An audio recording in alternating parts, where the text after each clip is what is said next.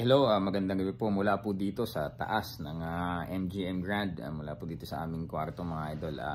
Gusto ko pong ibigay yung aking saloobin o pagtaya dito sa magaganap na laban bukas kay Sir Manny Pacquiao versus Yordenis Ugas mga idol. So, bibigyan ko lang kayo ng aking personal na opinion sa laban na yon dahil may mga narinig din kami kung ano ang mangyayari with regards to the rehydration process.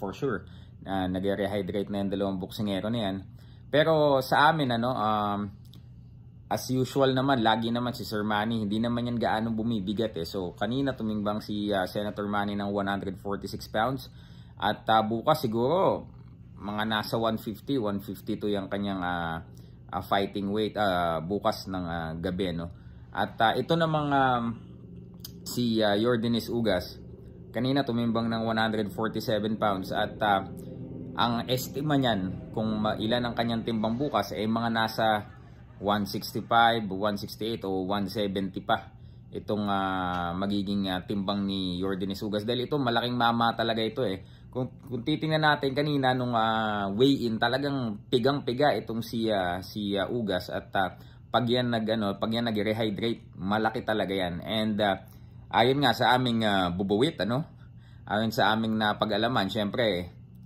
Sir Memo is actually a friend of ours and ang gagawin niya lang naman daw ay tulungan, kasi fighter niya yan si Ugas pero ang gagawin lang naman niya is to help Yordenis Ugas rehydrate.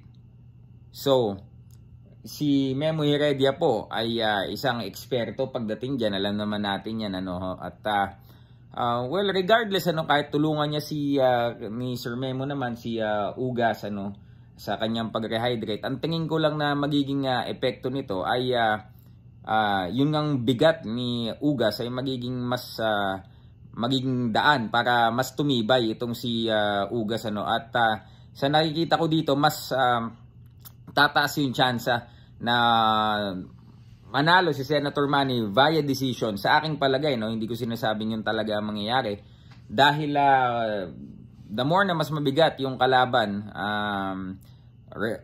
kahit ito'y tamaan ni Senator, kahit i-outbox niya, alam kasi talagang nakitang-kita namin talagang lamang sa bilis si Senator Manny, lamang sa experience, lamang sa talino, lamang sa angles, lamang sa footwork at lahat ng angulo, puwera lang sa size.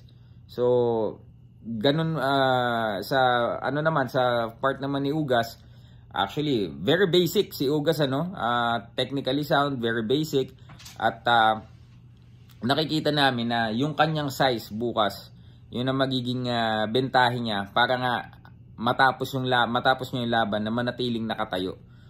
So para sa akin, kung ako man na may mag-place ng aking bet or doon ako magpe-place ng bet sa matatapos yung laban, but it will be a dominating performance from the Senator At pero wag pa rin nating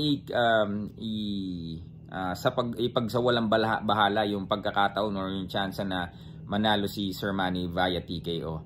At sabi ni Senator Manny, it might be or it might not be his last performance So depende kung anong magiging takbo ng kanyang performance bukas.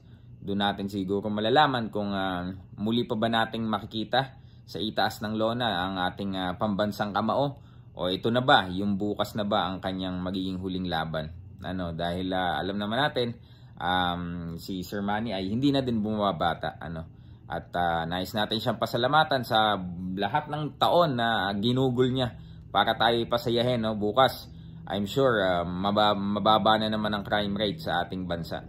At yun lamang mula po dito sa MGM Grand, dito po sa Las Vegas, Nevada. Ako po, si Howie Tarok. Joke lang. Yan.